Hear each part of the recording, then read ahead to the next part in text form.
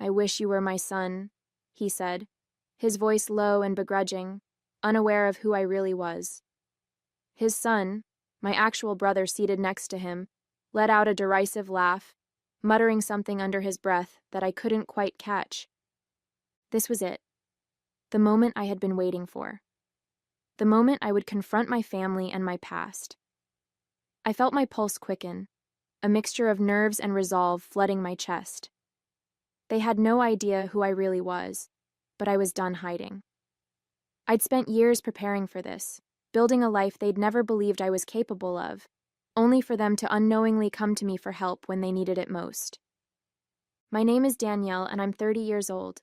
A lawyer, a wife, a mother, these are the titles I've earned.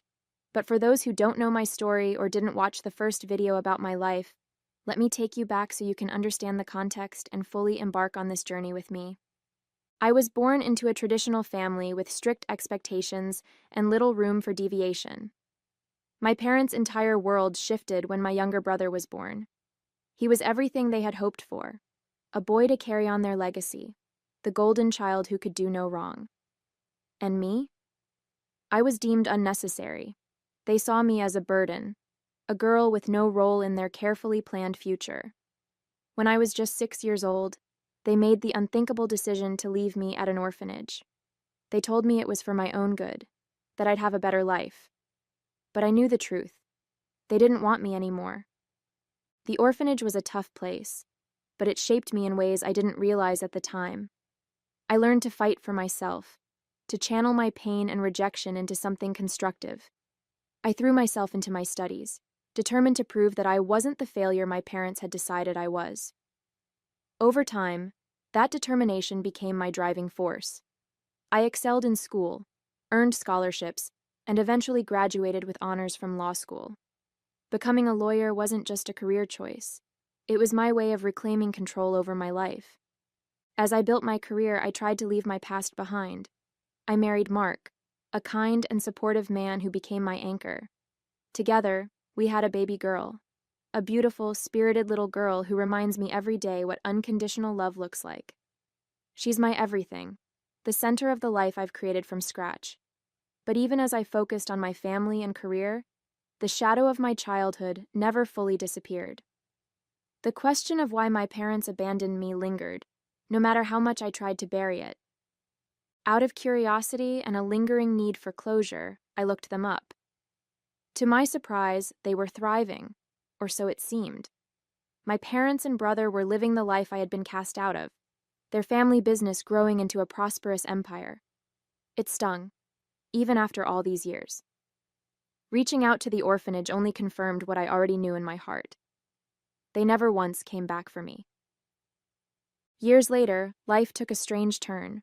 Their business began to crumble, and in their desperation, they turned to a firm for help, the firm where I worked. My boss didn't know about my past and assigned the case to me. They didn't know who I was, and I didn't reveal it. I took on their case, not out of loyalty to them, but because I saw it as an opportunity. An opportunity to prove to myself that I could rise above their betrayal. And now here I am, sitting across from them, facing the very people who once decided I wasn't worth keeping.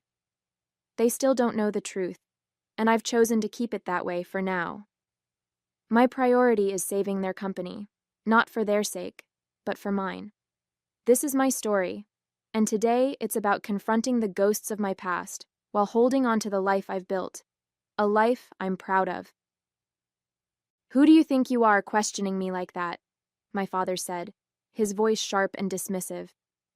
He leaned back in his chair, his piercing gaze locked on me, as though daring me to challenge him further. I held his stare, my face calm even though my heart pounded in my chest. "I'm the person you hired to fix this," I said firmly, "and if you want me to succeed, I need to understand exactly how this company got into such a mess. That requires honesty from everyone in this room." The tension in the air was suffocating. My brother let out a derisive laugh from across the table, shaking his head. "Typical," he muttered under his breath. "We're supposed to lay it all out for someone who doesn't even know what it means to run a business like this." My father sighed heavily, rubbing his temples as though he was trying to hold back his frustration. "This company doesn't need lectures. It needs results," he said, his tone clipped. "We've already wasted enough time as it is." I could feel the sting of his words, but I refused to let it show. Keeping my emotions in check was second nature by now, especially with so much at stake. "Then let me do my job," I replied. "That's the only way your company is going to survive." My father's eyes narrowed, but he waved his hand for me to continue. I opened the folder in front of me, scanning the documents I'd spent hours reviewing. "Let's start with the lawsuits," I said, keeping my tone professional. "You're currently entangled in multiple legal disputes, contract breaches, unpaid invoices, and claims of unsafe working conditions on several properties. The negligence alone has left you exposed to potential millions in damages." My brother huffed, leaning back in his chair. "Those lawsuits are exaggerated," he said dismissively. "We've handled worse." I glanced up, leveling him with a firm look. "Exaggerated or not, they're real and they're dangerous. The unpaid invoices have creditors lining up to drag you into court. As for the unsafe working conditions, one of those claims involves serious injuries on a construction site, injuries that could have been prevented with proper oversight. If that case moves forward, it could destroy what's left of the company's reputation." My father shifted uncomfortably, but he didn't interrupt. I pressed on. "Your contracts are another disaster. Most of them are so poorly drafted that they're open to interpretation. In some cases, your team has outright violated terms, like payment deadlines or delivering on agreed timelines. That's the kind of negligence that doesn't just cost money. It costs trust." "And what exactly do you think we should do?" my father asked, his voice gruff but lacking the sharpness it had before. For the first time, he seemed less defensive, more curious. "I propose immediate triage," I said. "First, we settle the most pressing lawsuits out of court. It'll hurt, but it's better than going to trial. Second, we audit every active contract and rewrite anything with vulnerabilities. Third, we establish clear compliance protocols to prevent future violations. You can't afford another lawsuit like the one tied to the injuries." I paused, letting my words sink in. My father looked deep in thought while my brother scowled. "That's a lot of damage control," he muttered, "and a lot of money." "Damage control is all you have left right now," I replied, my voice steady. "But if we do this right, you'll stop the bleeding and buy time to rebuild." That night, after putting our daughter to bed, I sat at the kitchen table with Mark. The room was quiet except for the faint hum of the dishwasher, and I found myself staring at the cup of tea in front of me, untouched. Mark sat down across from me, his concerned eyes studying my face. "Tough day?" he asked gently. I let out a long sigh, finally meeting his gaze. "It's more complicated than I thought," I admitted. "I knew taking this case would be emotional, but now I'm questioning if I've crossed a line." "What do you mean?" he asked, leaning forward. I hesitated, searching for the right words. "They don't know who I am, Mark. My father, my brother. They have no idea that the lawyer they've hired to save their company is the daughter they abandoned. And here I am, sitting across from them, pretending to be just another professional. Ethically, it feels murky, like I'm deceiving them." Mark nodded slowly, his expression thoughtful. "But you're not lying to them," he said. "You're doing the job they hired you to do. If anything, you're giving them more than they deserve by even agreeing to help." "I know," I said, running a hand through my hair. "But part of me wonders if I'm doing this for the right reasons. Am I really trying to help them? Or am I just trying to prove something to myself? To them?" Mark reached across the table, taking my hand in his. "You're allowed to have complicated feelings about this, Danielle. What matters is that you're staying true to who you are. You've always believed in doing what's right, even when it's hard. If anyone can navigate this, it's you." His words brought a small smile to my face, but the weight of the situation still lingered. "I just don't want to lose myself in this," I whispered. "You won't," he said firmly. "And no matter what happens, I'll be right here, supporting you every step of the way." The next morning, I walked into the office feeling the weight of the previous night's conversation still lingering. My father and brother were scheduled to come in for a follow-up meeting, and I knew it would be another test of my patience and my resolve. As expected, they arrived 10 minutes late, bickering quietly as they entered the conference room. My father's expression was stern, as always, while Benjamin looked smug, as though he'd already decided I was wasting their time. I greeted them professionally, keeping my tone neutral as I outlined the agenda for the meeting. "Before we dive into specifics, I need to address a critical matter," I began, flipping open a file. "Your most pressing lawsuit involves a contractor suing for breach of contract. The damages they're seeking could sink the company entirely if this goes to trial." My father's face darkened. "That case is baseless," he said sharply. "We've dealt with contractors like this before. They always overreach." "With all due respect," I said, my voice firm, "the evidence against you is strong. There are email correspondences, signed agreements, and missed payments that support their claims. If you don't settle, you risk losing not just the lawsuit but your reputation entirely." Benjamin rolled his eyes. "So what? You want us to just roll over and hand them money?" "I'm suggesting a settlement that mitigates further damage," I replied, locking eyes with him. "The longer this drags out, the worse it will get, for your finances and your name." My father let out a frustrated sigh, leaning back in his chair. "And how much is this settlement going to cost us?" he asked, his tone biting. I slid a document across the table. "I've drafted a preliminary offer that should satisfy the contractor while minimizing the financial hit. It's not ideal, but it's the best option given the circumstances." Benjamin grabbed the document and scanned it, his lips curling into a sneer. "This is ridiculous. We shouldn't be paying them a dime. They didn't meet their deadlines either." "Benjamin," I said, keeping my tone steady, "this isn't about what's fair. It's about what's practical. Fighting this in court could cost double what this settlement proposes, not to mention the damage to your already fragile reputation." My father rubbed his temples, his silence indicating he was at least considering my point. "And what about the other lawsuits?" he asked finally. I took a deep breath, preparing myself. "There are 3 additional cases. 2 can be settled with similar offers, but one, a workplace injury claim, has the potential to escalate if it goes to trial. If that happens, we're looking at significant damages and a PR disaster. I recommend bringing in an outside mediator to negotiate a resolution quickly." Benjamin scoffed, throwing the document back onto the table. "You're making this sound like the company is hanging by a thread." "That's because it is," I replied bluntly, meeting his glare. "And if you don't start taking these issues seriously, there won't be anything left to salvage." That night, as I held my daughter in my arms, her tiny hand gripping my finger, memories of the orphanage came rushing back. The cold, sterile walls, the way I clung to my blanket at night, pretending it was my mother's arms around me. But she never came back. She left me there and never looked back.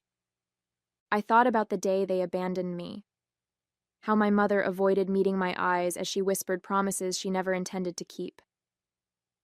"This is for the best," she had said, her voice trembling. And my father? He didn't even have the courage to show up. He left the dirty work to her, hiding behind his pride and cowardice. I could still picture her walking away, my cries echoing in the orphanage hallway as the door shut behind her. I looked down at my daughter, her soft breathing grounding me in the present. I would never let her feel the way I had felt, forgotten, discarded, invisible. She was my world, and I would do everything in my power to make sure she always knew that. As the meetings progressed over the next few weeks, I began to notice subtle shifts in my father's demeanor. His sharp, dismissive tone when addressing me softened. He started listening more intently when I spoke, occasionally nodding in agreement or asking thoughtful questions about my legal strategies. It wasn't much, but it was different. In contrast, his patience with Benjamin seemed to be wearing thin. Each time my brother interrupted or dismissed my recommendations, My father's irritation became more visible. He would cut Benjamin off mid-sentence or fix him with a withering glare. Once, during a heated discussion about contract renegotiations, my father snapped at him. "If you had been paying attention to the details from the start, we wouldn't be in this mess." I stayed quiet, watching the dynamic between them shift. It was strange, almost unsettling, to see my father treat me with even a hint of respect, while growing visibly frustrated with Benjamin. A part of me wanted to speak up, to point out the irony of it all, but I didn't. This wasn't the time to draw attention to myself, or the truth. Instead, I focused on the work. The more progress we made, the more my father seemed to lean on me, trusting my judgment over Benjamin's increasingly defensive outbursts. I could see the cracks forming in their once solid alliance, but I kept my head down and stayed professional. For now, that was enough. At the next meeting, my father's demeanor was almost unrecognizable. He greeted me with a nod and a small smile, something I couldn't remember seeing directed at me, ever. When I presented my updates on the lawsuits, he listened without interrupting, and at one point he even said, "That's a good strategy." The praise caught me off guard, but I forced myself to stay composed. "Thank you," I said simply, jotting down notes as if his words didn't send a ripple of emotions through me. As the meeting went on, his comments became increasingly personal. "You're sharp," he said, almost to himself, as I outlined the mediation approach for the injury claim. "Methodical. You remind me of someone." I glanced at him, unsure where he was going with this. He exhaled heavily, leaning back in his chair. "Your precision, the way you think ahead. It reminds me of my wife." His voice softened as he added, "She had a way of seeing through the noise and finding the right path. She passed away last year. She would have liked you." The words hit me like a punch to the gut. The mention of my mother affected me more than I expected, and for a brief moment, the room seemed to close in around me. My mother. The same woman who left me at that orphanage. The woman who broke every promise she ever made to me. She was gone now, and I'd never have the chance to confront her or ask her why she left me. That made my chest ache in a way I hadn't felt in years. I wanted to scream, to let the truth spill out right there in that room. But I didn't. Instead, I swallowed the storm brewing inside me and forced a polite nod. "Thank you," I managed, my voice steady despite the chaos in my heart. That night, while Mark put our daughter to bed, I sat on the couch, staring at the television without really watching it. Mark eventually walked in, carrying 2 mugs of tea, and placed one in front of me. He sat down beside me, giving me that look he always did when he knew something was bothering me. "You've been quiet since you got home," he said softly. "What's going on?" I sighed, wrapping my hands around the warm mug. "My dad mentioned my mom today," I said. "He said I remind him of her, that she would have liked me." Mark raised an eyebrow. "How did that make you feel?" "Awful," I admitted, shaking my head. "Not just because he said it, but because she's gone. I didn't even know she had passed until now. I'll never get to ask her why she left me, why she didn't fight for me, and hearing him talk about her as if she were some saint, it was too much." Mark reached over, placing a comforting hand on mine. "It makes sense you'd feel that way. You've carried this pain for so long, and now it's resurfacing in ways you didn't expect. But Danielle, you don't need their answers to find closure. You've built a beautiful life despite what they did to you." I smiled faintly, grateful for his steady presence. "I know," I said quietly. "But part of me wonders if hearing his version of her will change the way I remember her, or if it even matters anymore." Mark squeezed my hand. "Whatever happens, you'll handle it the way you always do, with strength and grace." A couple of months passed, and the transformation was undeniable. The lawsuits had been settled or redirected toward mediation, the contracts were renegotiated with airtight terms, and compliance protocols were finally in place to prevent future disasters. The business was stabilizing, slowly but surely, and even the employees seemed to breathe easier. When the day of the final meeting arrived, I walked into the conference room feeling a quiet sense of accomplishment. My father and brother were already seated, their expressions subdued but less hostile than they'd been at the start of all this. My father even stood briefly as I entered, a gesture that caught me off guard. "Well," he said, clearing his throat as I took my seat, "I think we all owe you a thanks for everything." His words were halting, as if he wasn't used to saying them, but they carried a weight that wasn't lost on me. My brother crossed his arms, clearly less enthused. "Let's not get carried away," he muttered under his breath. "We're not out of the woods yet." I ignored him, focusing on the stack of documents in front of me. "No, you're not," I said calmly. "But you're on the right track now. This restructuring has given you a fighting chance, if you follow through and don't fall back into old habits." My father nodded, his face unreadable. "We'll make sure of it," he said, his voice firm. "This company means everything to us." I paused, studying the man who had once walked away from me without a second thought. "Good," I said simply. "Then my job here is done." As I began gathering the documents to close the meeting, Benjamin leaned back in his chair with that familiar smugness. "Well, I guess even a blind squirrel finds a nut sometimes," he muttered, his voice dripping with condescension. I froze for a moment, but before I could say anything, my father's voice cut through the room like a knife. "Enough, Benjamin," he snapped, slamming his hand on the table. The sharpness in his tone made us both turn to him in surprise.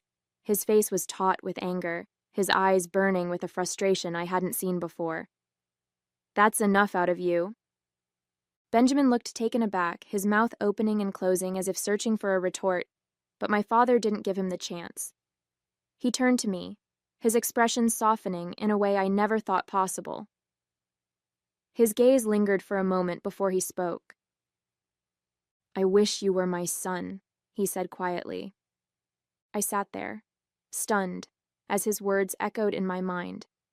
For a moment, the room was silent except for the faint ticking of the clock on the wall. I looked at him, my hands trembling slightly, but I held his gaze. This was it, the moment I had been waiting for, the one I had played out in my head so many times.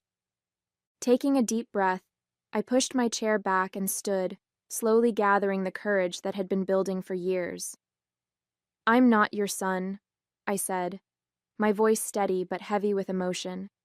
"And you gave up the privilege of having me as your daughter the day you left me at that orphanage." The color drained from his face. Benjamin's smug expression vanished, replaced by sheer confusion. My father opened his mouth to say something, but no words came out.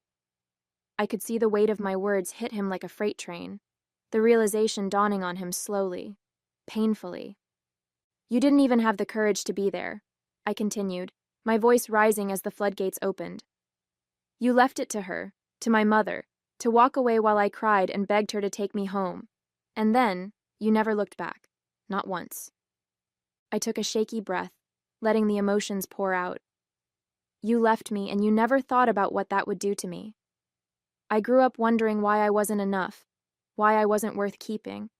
And now, here you were, sitting across from me, asking me to save the company you threw me away for. Well, I did it. I saved your company, Dad." My father stared at me, his face pale, his hands gripping the edge of the table. For the first time, I saw something in his eyes that looked like shame. But before he could respond, I glanced at Benjamin, and that's when I realized it. The confusion on his face wasn't just shock. It was deeper than that. He didn't know. "You have no idea who I am, do you?" I asked, my voice trembling with a mixture of anger and disbelief. Benjamin blinked, his brow furrowing. "What are you talking about?" he said, his tone defensive. I laughed bitterly, shaking my head. "Of course you don't. They didn't tell you. They never told you about the sister they abandoned." I straightened my posture, the trembling in my hands finally subsiding as resolve took over. "I saved your company," I said, my voice firm and unwavering. "Not for you, not for Benjamin, but because I wanted to prove to myself that I could rise above what you did to me. that I could be better than the people who left me behind. My father opened his mouth as if to protest, but I held up a hand, cutting him off. But we're done now. For good. Whatever thread of connection might have existed between us is gone. You chose to sever that the day you left me at that orphanage. I turned to Benjamin, meeting his wide-eyed stare. I'm not angry with you, Benjamin. You didn't know, but now you do. I hope you take this chance to be better, to do better. Just don't expect me to stick around to see it. He opened his mouth as if to respond, but no words came out. For once, he looked completely out of his depth, the smugness wiped clean from his face. I could see the weight of the revelation settling on him, but I wasn't here to guide him through it. That wasn't my role, not anymore. Finally, I looked back at my father, my tone softening but remaining firm. At least you taught me something valuable, I said. You taught me exactly what kind of person I never want to be. And for that, I suppose I should thank you. With that, I gathered my things, turned, and walked out of the room, leaving him behind to face the consequences of his actions and his past. Later that evening, I sat on the couch, my daughter nestled in my arms, her tiny fingers gripping mine as Mark handed me a mug of hot chocolate, topped with a swirl of whipped cream. The warmth of my family surrounded me, a stark contrast to the cold emptiness I had left behind earlier that day. I'm proud of you, Mark said softly, sitting beside me. I looked down at my daughter, her peaceful face reminding me of everything I had fought for. I'm proud of me too, I said, a quiet smile spreading across my face. For the first time, I felt truly free. Hey there, did you like the story? If you did, don't forget to hit the like button and subscribe to the channel. It helps us a lot and makes sure you won't miss out on more great stories we share here. Thank you for watching, and we'll see you in the next one.